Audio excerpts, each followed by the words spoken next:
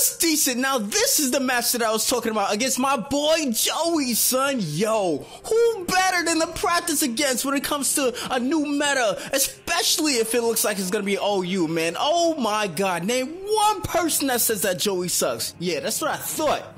Anyway, this is from his perspective because, like I said before, I had a couple of battles that I had before, and I switched over to my other 3DS, so let's get it started. I am going to lead off with my Staraptor, go for the Brave Bird, Choice Bandit. That looks like a 3-hit KO, actually, on the Aegislash, so wow. Holy crap, Staraptor. So I'm going to stay in again and go for another Brave Bird, just because I'm thinking that he'll either go for the Swords Dance or something like that, but it turns out that he goes for the Secret Sword, and that kind of threw me off a little bit, because I was thinking that he would either go for anything but that, and Shadow Sneak, I was just thinking more so on the Swords Dance spectrum, so I was like, crap, I don't really want to waste my Staraptor just yet, so he stays in and goes for another Secret Sword, predicting me to go and finish off his Aegislash, thus finishing also off my Staraptor, being that I will take recoil from the Brave Bird, but I don't do that. I want to save Staraptor for a little bit later on, so I go into my Gyarados. I'm like, Gyarados threatens a lot of things on this party, so I just want to get that started up here. He goes out into his Chestnut. I do have Ice Fang on this thing. I know a lot of Gyarados run like Waterfall and Earthquake, I believe, or Stone Edge, which both are coincidentally resisted hits when put up against Chestnut, so I guess that was a great play for him to do.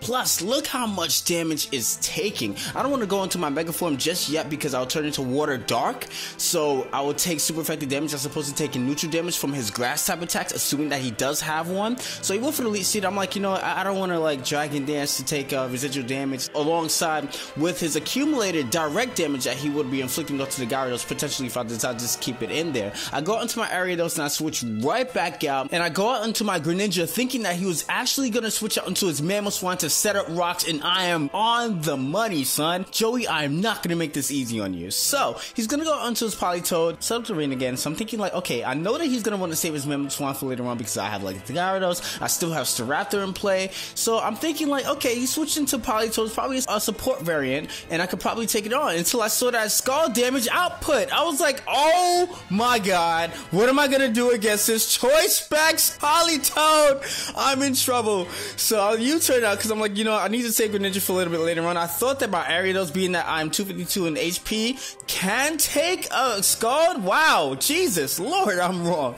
So I was gonna go for the Sucker Punch, but nope, that's not the case. I'll go for the U-turn here, and if I had the opportunity to go for the Sucker Punch, oh my gosh, this Politoed would have been history. That's not the case. I had to sacrifice another Pokemon. I didn't want to go out into Gyarados because Gyarados could have actually gotten a burn, and that would have been more dreadful as opposed to parting ways with the Greninja that can't even deal super effective damage, let alone neutral damage for that matter, onto the Politoed. So I guess I have my choices, and when I was looking at his team, like after I wrote it down at the team preview, I'm like, okay, he has a Scissor, Bullet Punch will be able to finish off the Greninja at that particular amount of HP, as well as the Azumarill, so I'm like, okay, there's nothing really that Greninja can do further except maybe set up another layer of spikes and then probably inflict some not very effective damage onto it. So he switches out into his Chestnut after he gets switch priority, or switch initiative actually, onto whatever I decide to switch out into after Staraptor uses U-turn, which was my Gyarados. I switch out into my Delphox, he sets up the Leech Seed on the switch, and then he starts to use Spiky Shield. So instead of switching out moves into Grass Knot thinking that his Azumarill is going to come into play on the Mystical Fire,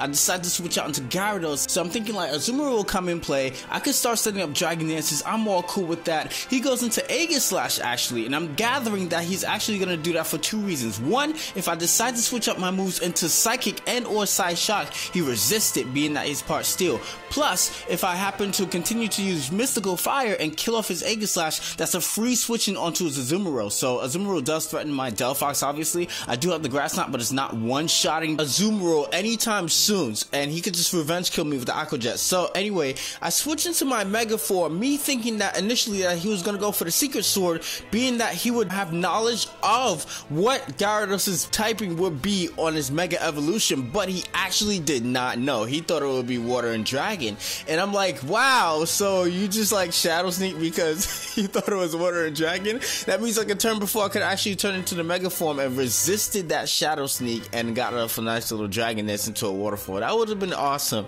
but I assumed that he he did know, so I didn't go into the Mega Form because I thought that he would predict that and go and use Secret Sword, dealing super effective damage onto the Gyarados, but that doesn't happen. Anyway, I bring in my Aegislash after he finishes off my Mega Gyarados, and I do have the Constabulary so we can up Ghost type attacks that we inflicted onto the Aegislash itself. So now he goes into his Mamoswine, sets up Stealth Rock, so that means my Staraptor is locked out of the game, and I Revenge Kill it with the Sacred Sword. So I'm like, okay, I'm looking pretty good right now. You know, I just actually predicted him to go for the support move instead of going for the attacking move. So now he goes into his Scizor, and I'm like, okay, I have to kind of get rid of this thing. You know, it's like a huge threat, obviously. Scizor, hello. And I didn't want to be reckless for 2 Pokemon in a row. I was already that way with Mamoswine, so Scizor, okay. You know, so I go into defense mode as he Swords Dance. He Swords Dance again. I predict that instead of him going for the attacking move, and I decided to Swords Dance myself. And then now I'm thinking that he's gonna go and use an attacking move, being that like knockoff or whatever.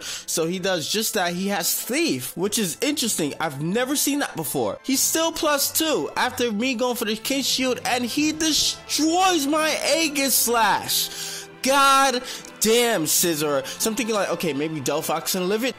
Destroyed. Oh my god, I completely am blown away by this. Like, that's nuts. Scizor is a monster. Jesus. Guys, I definitely had a lot of fun. Thank you so much for the match, Joey. Peace. What you doing?